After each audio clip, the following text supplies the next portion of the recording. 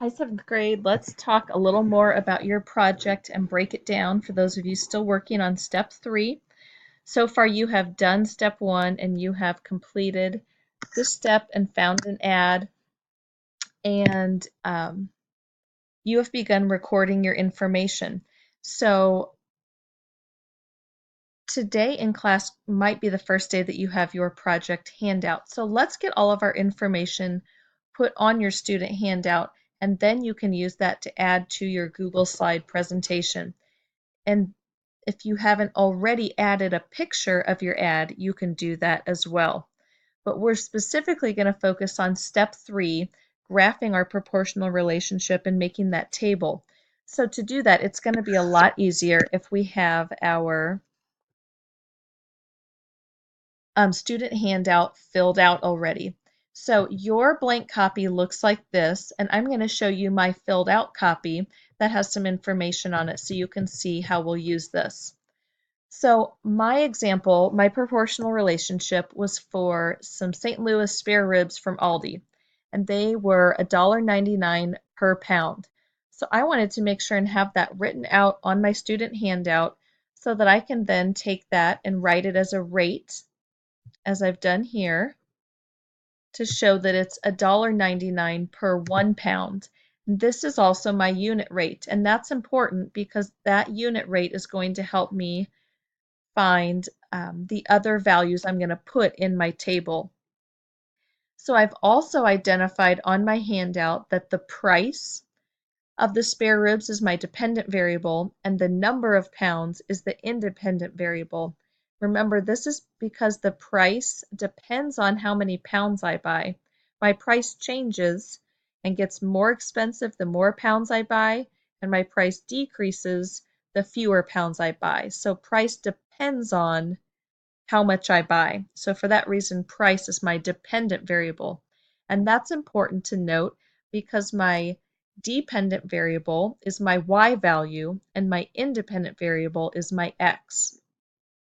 So a few other things on my student handout that are going to help me graph my proportional relationship are the coordinates of my unit rate. I know that a proportional relationship is going to go through the origin, which is 0, 0.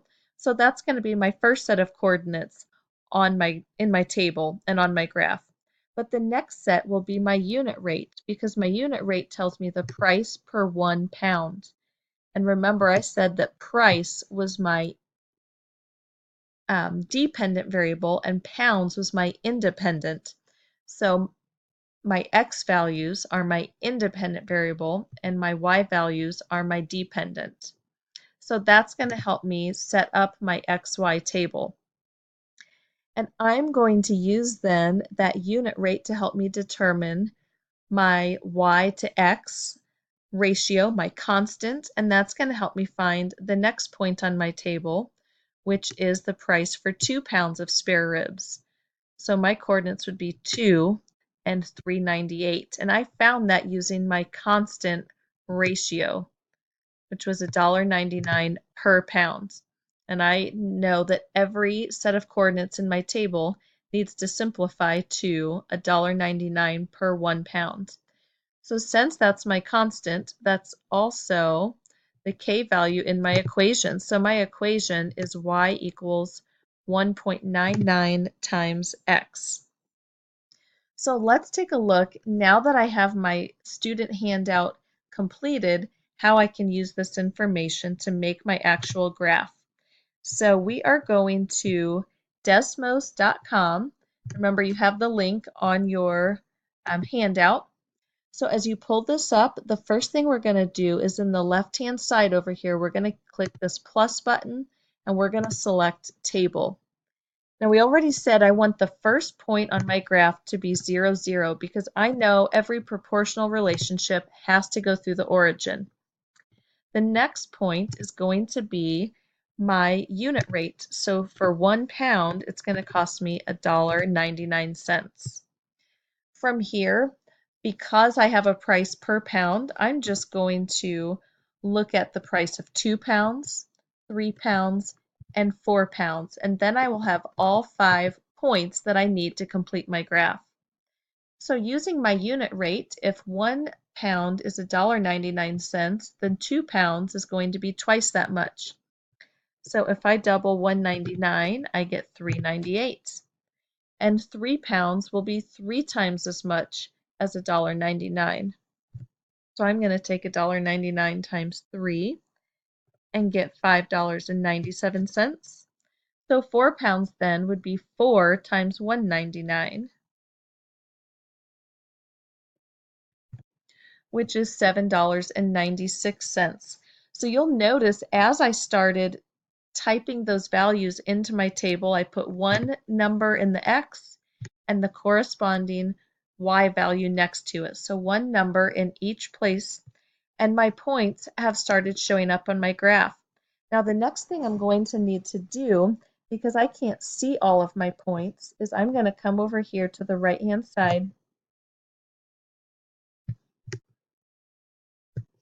And let me see if I can scooch this so you can see it better.